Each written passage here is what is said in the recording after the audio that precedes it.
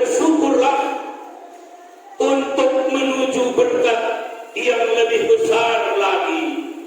Saudaraku, bersyukur adalah sikap hidup, sikap hati kita yang dikehendaki oleh Tuhan.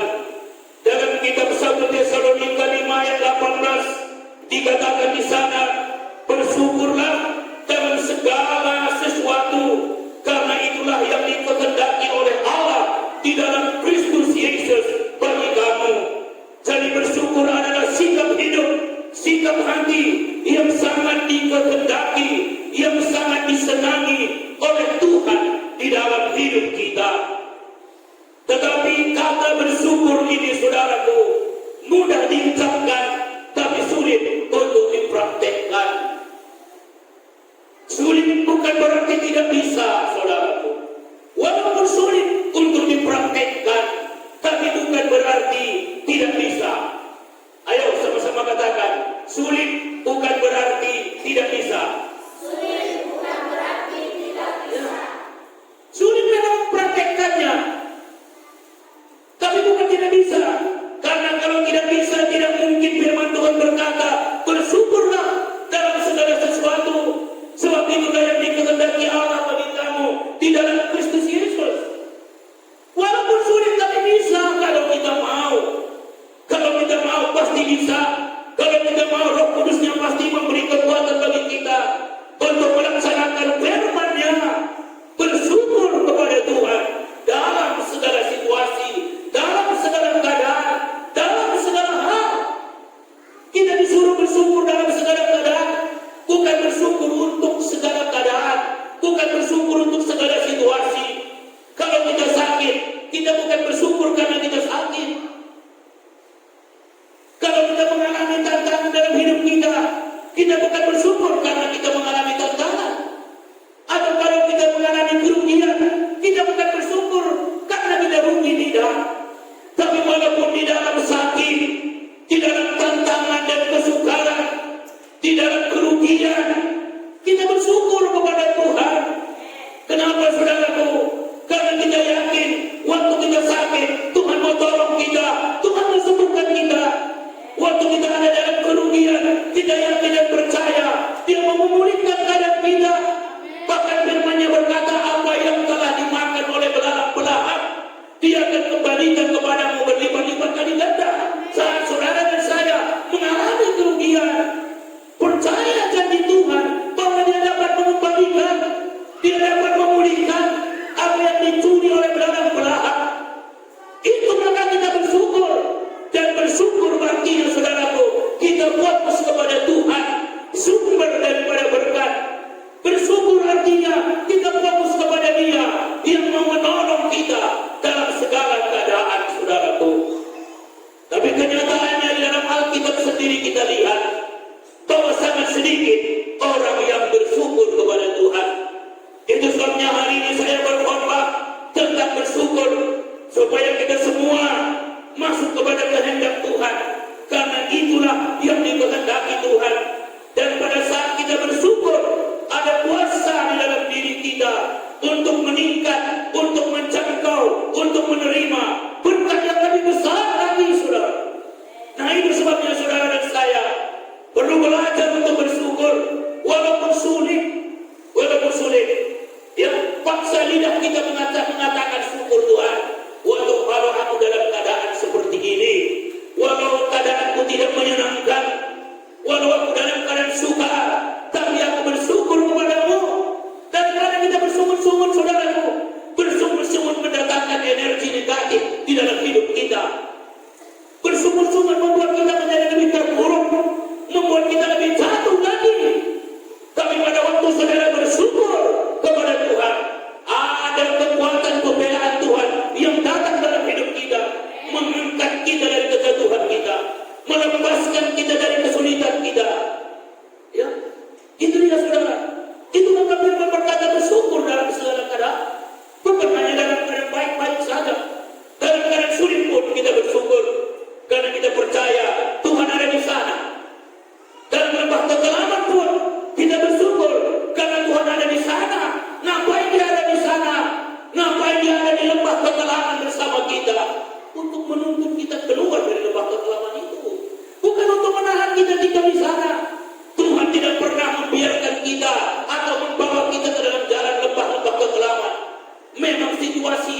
sudah ada di dalam dunia ini, saudaraku. Sudah ada dalam dunia yang sudah jatuh dalam dosa ini. Ada orang berpikir Tuhan yang membuat dia jatuh ke sana. Tidak. Karena firman Tuhan sudah jelas berkata, ya, tidak ada yang tidak baik yang direncanakan Tuhan kepada kita. Tidak ada. Jadi jangan katakan Tuhan yang membawa saudara ke dalam lembah kekelaman. Tapi percayalah, di saat saudara berada di lembah kekelaman, Tuhan ada di sana. Seperti Daud berkata, menerangi jalannya yang gelap itu. Tongkatmu, katanya, ada bersama dengan aku sekalipun di lembah kekelaman, untuk mengeluarkan dia dari sana, saudaraku. Ya, itu sebabnya kita bersyukur kepada Tuhan. Dan Daud adalah seorang yang bersyukur kepada Tuhan, sehingga dikatakan di dalam Alkitab bahwa dia didapati Tuhan, orang yang berkenan di hati Tuhan. Salah satu sebabnya, saudaraku, karena Daud selalu memiliki hati yang bersyukur kepada Tuhan. Di tengah-tengah lembah kekelaman, dia tidak bersyukur. Bahkan di sana dia berkata, Tuhan adalah gembalaku, takkan kekurangan aku yang membaringkan aku di padang yang berumput hijau. Ia menyegarkan jiwaku, ia menuntun aku di jalan yang benar oleh karena namanya.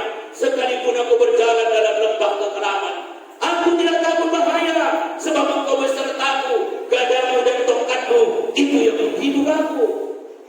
Di tengah-tengah, di dalam keadaan dia berada di lembah kekelaman, dia menyaksikan bagaimana tangan Tuhan, bagaimana tongkat penggembalaan Tuhan ada bersama dia, mengeluarkan dia dari lembah kekelaman itu, saudara.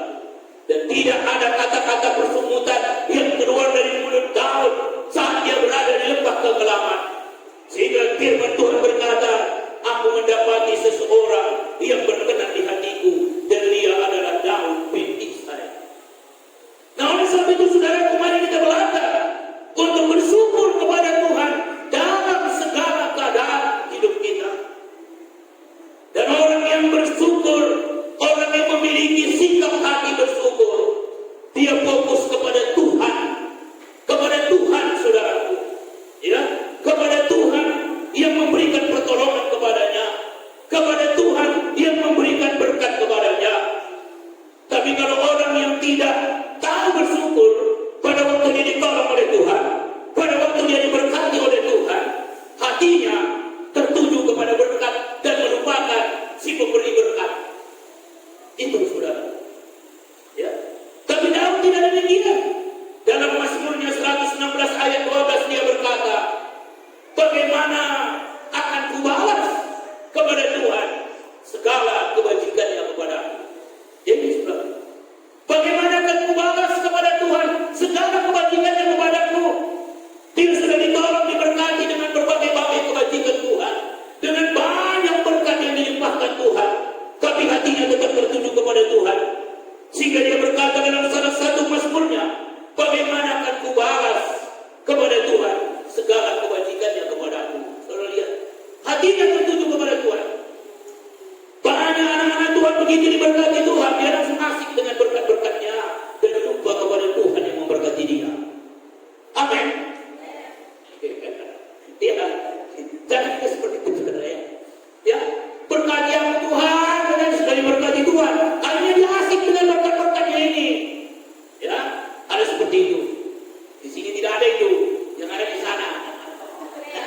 Ya, ya, ada seperti ini, saudara. Tuhan, berikan aku mobil, Tuhan, katanya. Kalau nanti sudah ada mobil, Tuhan, aku terang lagi beribadah, Tuhan. Tapi begitu diberkati Tuhan, diberikan mobil, wah, hari ini dia jalan-jalan ke Danau Toba. Nah, ini, saudaraku, ya, ini orang yang tidak tahu bersyukur, tidak tahu berterima kasih, ya, tidak tahu berterima kasih. Tapi saudaraku, kehendak Tuhan supaya saudara dan saya tahu berterima kasih, sama seperti Daud ini. Mazmur 116 ayat 12. Bagaimana akan kubalas kepada Tuhan segala kebajikannya, segala kebaikannya kepadaku? Walaupun tak pernah mungkin bisa kita balas kebaikan Tuhan kepada kita. Tidak akan pernah bisa kita balas, walaupun kita berbuat, tidak akan pernah. Orang tapi ada niat hatinya, ada saat dia berbuat untuk membalas kebaikan Tuhan kepadanya, menyembah Tuhan, memuliakan Tuhan, melayani Tuhan, saudaraku. Nah, sebab itu, saudaraku, miliki hati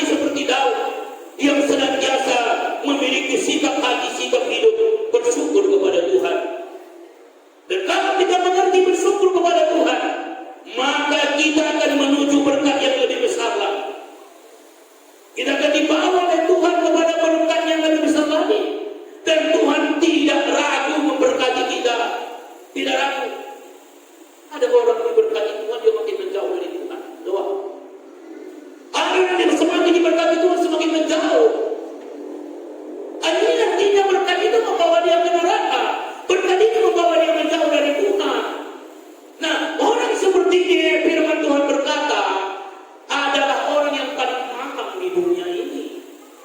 Ya, salah satu ayatnya dalam kitab Korintus, jikalau dalam hidup ini kita hanya berharap kepada Tuhan, kita hanya percaya kepada Tuhan untuk perkara-perkara hidup di dunia ini saja, kata Rasul Paulus, maka kitalah orang yang paling malang di dunia ini. Ya, jadi itu saudaraku. Jadi walau Tuhan memberkati kita berkelimpahan, saya beritahu kepada saudara, hati saudara, sikap hidup saudara bukan tertuju kepada berkat-berkat itu, tapi tetap tertuju kepada Tuhan, sumber daripada berkat kita. Tuhan si pemberi berkat itu sendiri, saudara.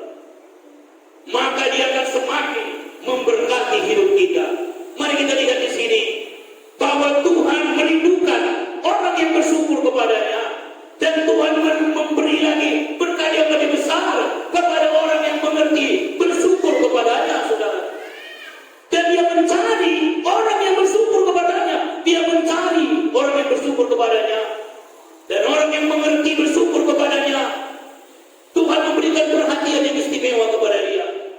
Tuhan memberikan perhatian yang khusus kepada dia. Mari saya baca firman-Nya di dalam kitab Lukas pasal 17. Saya baca dari ayat 11 sampai dengan ayatnya yang ke-19. Dalam perjalanannya ke Yerusalem, Yesus menyusur perbatasan Samaria dan Galilea. Ketika ia memasuki suatu desa, datanglah 10 orang kusta menemui dia. Mereka tinggal berdiri agak jauh dan berteriak, "Yesus, Guru, kasihanilah kami." Lalu dia memandang mereka dan berkata, "Pergilah, perlihatkanlah dirimu kepada imam-imam."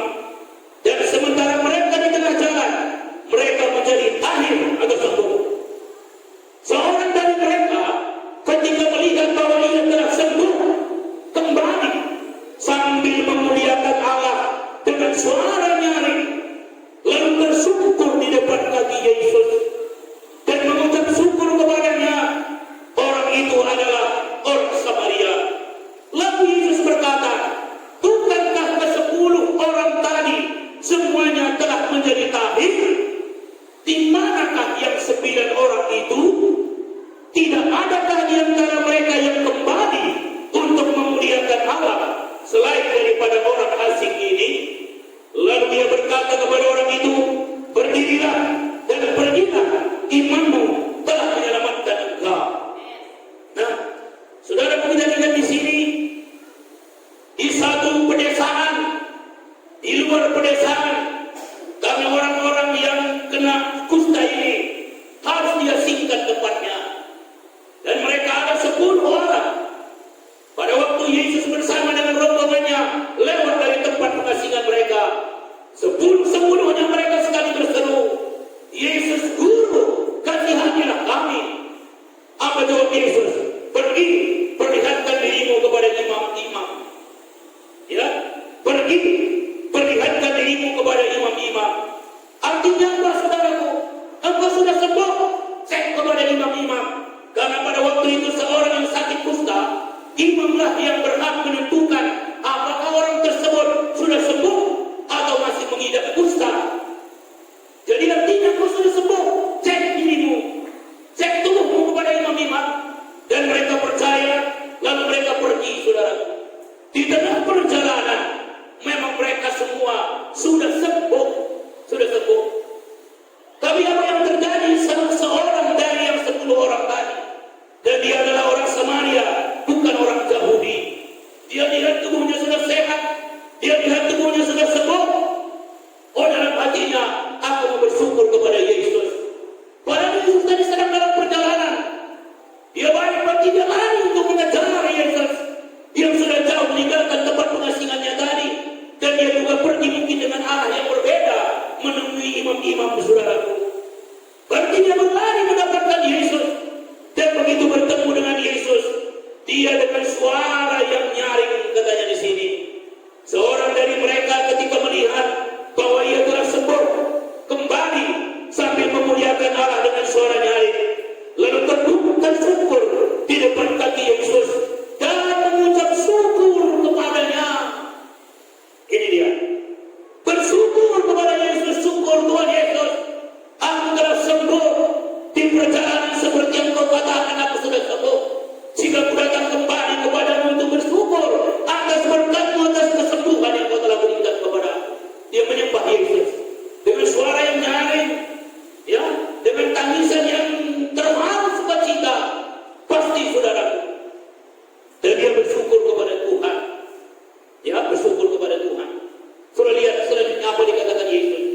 Lalu Yesus berkata, bukankah ke-10 orang tadi semuanya telah menjadi tahir? Di manakah yang 9 orang itu? Nah, Yesus mencari orang-orang yang bersyukur kepadanya. Bukankah tadi 10-nya telah sembuh?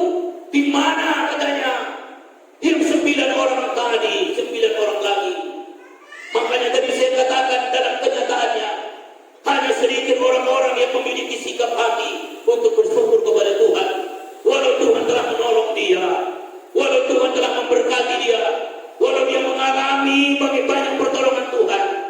Itu maka saya khotbahkan hari ini supaya kita belajar untuk memiliki sikap hidup, sikap hati yang mengerti, bersyukur kepada Tuhan. Karena itulah yang dikehendaki Tuhan. Dan Tuhan memberi perhatian khusus kepada orang yang mengerti bersyukur kepadanya. Saudara lihat di sini. Ayat 19.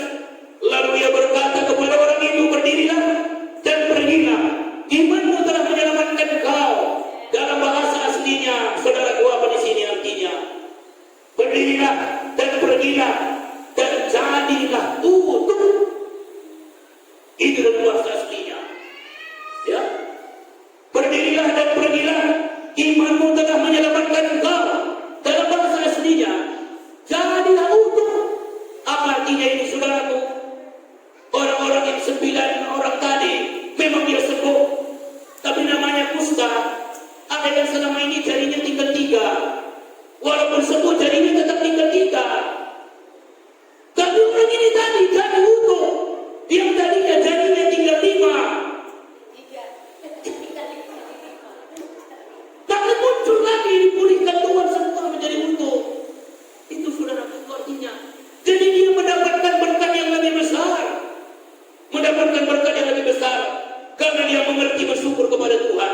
Jadilah utuh. Apa yang selama ini mungkin anggota-anggota tubuhnya telah terputus. Jadi utuh kata Tuhan berarti dipulihkan kembali. Sedang yang tadi walaupun sembuh, kalau jadinya dari tinggal 1 memang sembuh, tapi tetap jadinya tinggal 1, saudara. Tidak mengalami keutuhan. Inilah kelebihannya. Ya, nilai plus yang didapatkan oleh orang yang mengerti memiliki sikap hidup bersyukur kepada Tuhan. Jadilah utuh kata Tuhan. Ya, jadi diutuhkan Tuhan kembali, dipulihkan Tuhan. Ya, bukan hanya sekadar sembuh. Ya, karena kalau namanya sembuh itu ya, itu tadi seperti yang saya bilang tadi. Ada yang dari sebelah kanannya misalnya tinggal 3, sembuh, ya sembuh juga. Tapi hanya 3 jarinya. Tapi ini utuh. Berarti dipulihkan Tuhan 2 lagi jari yang telah buntung tadi, ditumbuhkan Tuhan kembali. Itu artinya utuh saudaraku. Ini dia dapatkan apa? Karena dia mengerti, memiliki sikap hidup, sikap hati bersyukur kepada Tuhan. Ini sebabnya tema khotbah saya hari ini, bersyukurlah untuk menuju berkat yang lebih besar lagi dalam hidup kita. Semoga jemaat pematang siantar memiliki sikap hati, sikap hidup bersyukur senantiasa kepada Tuhan. Amin. Memiliki hati yang bersyukur kepada Tuhan, saudara. Kalau saudara memiliki hati yang bersyukur kepada Tuhan, hati saudara tetap terpaut kepada Dia, tetap tertuju kepada Dia, tetap terhubung dengan Dia.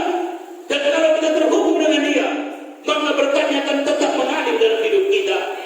Jadi jangan kita hanya sekadar mendapatkan berkatnya, lalu melupakan Dia si pemberi berkat dalam hidup kita. Nah, orang yang tidak mengerti sikap hidup bersyukur seperti itu. Tapi orang yang memiliki sikap bersyukur dalam hidupnya, dia tidak tertuju kepada berkatnya, tapi tertuju kepada si pemberi berkat. Nah, saudara, oleh sebab itu